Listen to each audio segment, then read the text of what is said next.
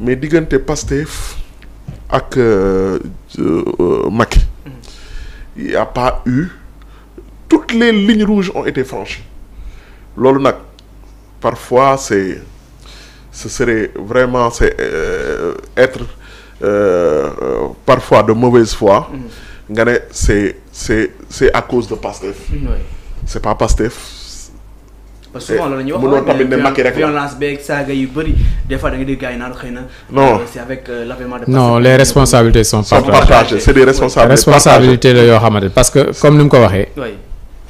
Abdoulaye Wade ni mu gëmee woon démocratie di ko wax nit ñi di dégg. mais yemul woon ci làmmiñ bi.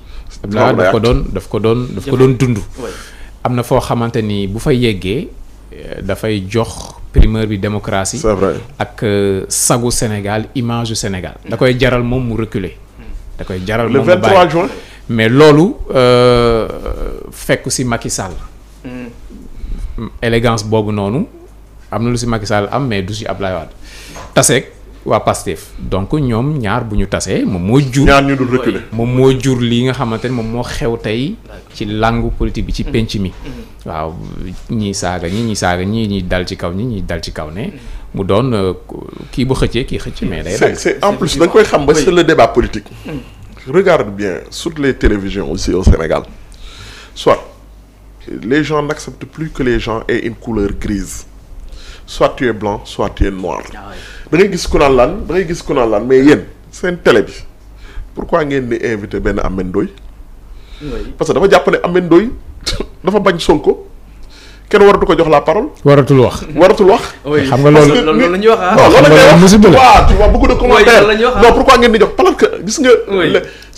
l'un des points les plus élégants de la démocratie tu sais c'est quoi. c'est la diversité. effectivement. la diversité dans l'opinion gis nga nit ñi mën nañoo ute xalaat te gis nga ute xalaat boobu noonu nga accepter ute xalaatu ñeneen ñi. mooy tempérer le débat parce que gis nga grand. mais looloo tax. su wàdd ci la parti politique yu bari juddu. ci la syndicalisme organisé woo yenn organisation yi. ci la presse bi amee doole ci la presse sénégalaise màggee am doole. su wàdd ci la mouvement yu mel ne Y'en a marre juddoo. effectivement. mais loolu lépp c'est parce que moom ubbi woon na dënnam gëmoon na démocratie nangu démocratie dund ko. donte ne yenn saay c'est à l'encontre de ses intérêts. mais élégance boobu mu ci am ak yaatu dënn boobu. amul benn président ci président yi ñu amagum. boo xamante ni wane na ko am na ko. ba ci kujje gi tamit da ngay gis koo xamante ni ci opposition la rek la nekk mais radical intolérant. léegi loolu dañ ko dem ba wàll ko militants yi mu jóge ci militants yi dem ci ñenn ñi ci askan wi. c'est pas bien da ngay nangu yow ni nga amee wàll ci réew mi noonu la keneen amee wàll ci réew mi ñii lii moo leen neex ñii lee moo leen neex li am solo mooy bu kenn lor sa morom. bul outrepasser tes limites. bul jëloo moomul yow. bu ko def mais li nga moom boo fa yamee.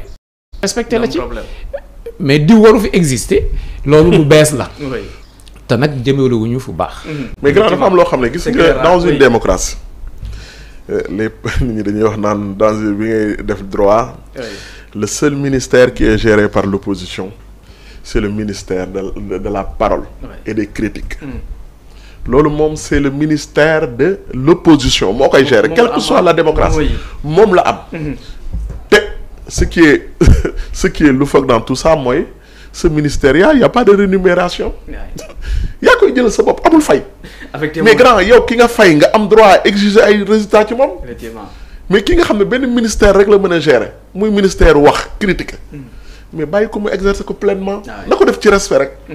mais bés boo nee nit ñi quand tu prends le jeu il faut débattre pas se battre étymologiquement débattre mooy lan c'est éviter que les gens se battent. yaa ngi may fàttali boobu ñu ngi encore à l'université génn guñu woon mais épisode boobu entre Abdourahim Agne ak Abdoulaye Wade. xam nga Abdourahim Agne ñun bi ñu nekkee université on aimait l'écouter. parce que français bi il est éloquent. bon am na sama benn grand boo xam ne non kii moom da lay saaga yu teggi ne bon dina la wax loo xam dina la laal mais éloquence bi ak élégance bi bu génnee fii Ousmane Ngom génn fële keneen génn fële. le débat est très riche di ñëw fii léegi ñun bu ñu nekkee université di débattraat si loolu di si waxtaan bon déjà day yokk sa culture politique yokk sa yu bari mais xoolal Abdourahim Agne ci en un laps de temps bon xawoon nañ ko fi yóbbu ci yoon après wax yi fii affaire mais da ngay gis ne ma ne leen damay jox benn pari Abdourahim Agne du fa dem du dem kaso wala bokk du yegg fenn fii gars yi dinañ desserrer l'étau autour de lui mais noonu la demee donc da ngay gis ne Abdoulaye Wade moo yore doole ji et tout mais à la limite da nga naan est-ce que fanwul waa ji sax ci waa ji nu donc d'accord bokkuñu camp mais nu mu koy attaquer nu muy participer ci débat bi voilà yooyu mais yooyu amatul Sénégal yooyu amatul Sénégal yooyu dugg ci caay kii la dugg ci vie privée am saaga kii saaga kële voilà yóbbu parce que gis nga yooyu amatu fi quoi gis nga dans un débat politique une fois que les limites sont franchies il y a plus de limites c'est la vie hein gis nga dañ lay wax ne la faut pas toucher à la drogue faut pas que gis nga bés boo laalee y a plus de limites y a déjà franchi les limites moo tax gis nga limites yi jour bi ñu pour dire vrai bi ñu ko njëkk a franchissement bi gën a rëy nit ñi dañuy wax mais man est-ce que xam nga ne affaire Adji Sarr yi Adji Sarr Ousmane Sonko su doon Adji Sarr Ousmane Sonko si jamonoy Wade la am du yegsi fii. dina ko gérer. non dina ko gérer. du yegsi ci ba mu doon une confrontation entre deux Sénégal.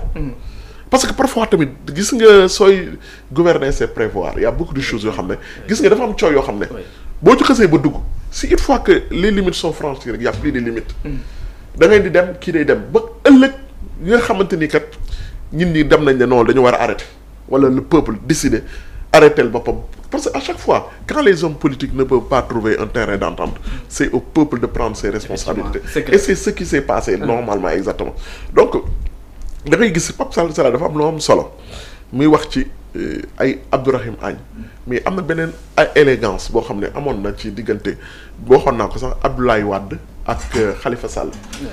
Abdoulaye Wade dana Khalifa nee na Khalifa Sall xam nga dafa doon wax ne kalam la.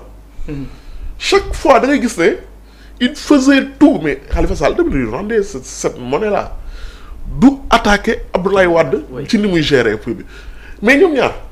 et puis xoolal diggante Wade ak. il a toujours voulu ak Aminata Mbengue Ndiaye. Wade yenn saa yi pour mu provoquer socialiste yi day jékki-jékki rek ok seen siège parti socialiste nangam sànq gars yi wax ne ok siège bi lay teg bët nangam mais gis nga Aminata Mbengue Ndiaye buy def sortie day mel ni kuy wax ak doomu bàjjanam siège bi moo la teree nelaw xaw ma lan lan dugg wax mais sans exagérer. mooy après fa lay yem. mu alimenter presse bi 2-3 jours ñu dem ci leneen yooyu ok dina sérieux parce que pic yooyu mënu ci ñàkk bu élection majeure amee nag ku nekk xeex c'est vrai mais xeex bi tamit ànd ak yoon ku gagné après ñu dem ci leneen bu dëj amee nga gis ñëpp daje mais loolu benn dëj day am nga dem télévision nationale nga gis amatul couleur politique loolu tam dafa bokk ci taaru Sénégal ñëpp dajaloo socialiste bi libéral bi ki nga xamante ni syndicaliste la ñëpp dajaloo république bi yëpp dajaloo ndeysaan ñu gunge ki nga xamante ni moo wàññeeku ñaanal ko nit ñi saafonte nga gis gars yi dañuy delluwaat seen politique après nit ñi delluwaat. te est-ce que xam nga action yooyu souvent da daan tempérer gis nga bu ñu ci génnee. day tempérer day apaiser climat bi durant quelque temps kii même suñuy jugaat bon ça n'a jamais été aussi violent comme ni mu mel nii du temps de Macky. fii nag fi ñu jëm boo moytul nit dina fi faatu am ñu ne non man dëju kii moom duma fa dem. non mais c'est vrai non attention. c'est vrai ah saay des deux camps. parfois nga gis nit gaañu ba si yàgg non mais ci manifestation yi am nañu gaañu yoo xam ne le président Macky Sall n'a pas présenté ça c'est n'a pas présenté ses condoléances moment bii tamit parfois nga gis nit gaañu wala dara am ba si yàgg nga dégg ñu ne la le premier ministre n'a pas présenté ses condoléances. non day am parce que tamit débat bi. pourtant war nañoo dépasser foofu quand même. non dañ fa war a dépasser. gis nga affaire yi c'est être de mauvaise foi boo indexé benn camp rek bàyyi ñenn ñi. léegi nag ñëpp war a daje autour de l'essentiel. ñu xam mais lu jafe lay doon parce que. am na yoo xam ne médiateur de la République lañ si daan xaar mais bon dans le fond Sénégal médiateur de la République c'est symbolique rek mais daawul def dara mais beneen épisode Idrissa Seck génn na ci régime bu Abdoulaye Wade ñuy wax déséquisation mu nekk opposant bu bees am doole waa l'Observateur à l'époque ak Cheikh Omar Ndaw dem jox kàddu gi nu mu tuddati Ousmane Ngom ci entretien boo xamante ni mais mu rajaxe Idi mais Idi ci réplique am moom xam nga Ousmane Ngom bokk na ci rhéteurs yi gën a aay PDS ñi ci daa ko wax ëpp ci sang-froid devant les journalistes mais Idi moo ko ëpp ay tour yu mu daan def pour capter justement sax si alxuraan la jaaroon pour tontu ko jour boobu jël ay verset yoo xamante ni alxuraan day décrire benn waay bu doy waar bu ñuy wax afakin athim lañ koy taxé ci alxuraan boobu wax ci moom mooy kan ni mu boneek nangam ak sangam wax ju dëgër mooy xas yu metti mu Idi dafa ne rek bu ngeen bëggee xam sama réponse dem leen tel verset ba tel verset ci surat tel gars yi yëpp xëy journaux yi wàcce lool mais ñu fàtte entretien bu Ousmane Ngom bi mais affaire bi métti ci moom mu ngi jéem a tontu moom tamit di indi ay mais c'était le coup était déjà parti mais li tax ma fàttali épisode boobu Abdoulaye Wade ci boppam moo def sorti ne leen bal à terre fii bëgguma affaire yi yegg fi yii bu leen fi yegg si et ils l'ont suivi muy Ousmane Ngom bi bokkoon ci kawam muy Idi bi bokkul woon ci kawam après yooyu gisatoo ko ñu dem ci leneen mais est-ce que ku am dayo boobu war a mën a siffler récréation war a mën a wax ni débat waru yegg fii Diomaye il est taxé de tous les noms d'oiseaux mais Diomaye peut-être que amul carrière Abdoulaye Wade mais Diomaye il se comporte vraiment comme un président de tout le monde comme le président de tout le monde et soo xoolee da nga xam ne kii kat am na lu mu bëgg ci Sénégal mais peut-être que parce que ay yooyu tamit légitimité da cee baax légitimité populaire boobu boo waxee ñëpp dégg daf cee baax peut-être que amul loolu mais bon peut-être que tamit avec le temps ça va dina am très bien Amina Diagne Ablaye Ba Nala Niang Bay Sey Laay yi ñëpp ñu leen nuyu baax moom moo ñu topp depuis Espagne donc ñu ngi leen nuyu baax di nuyu aussi waa Espagne yëpp.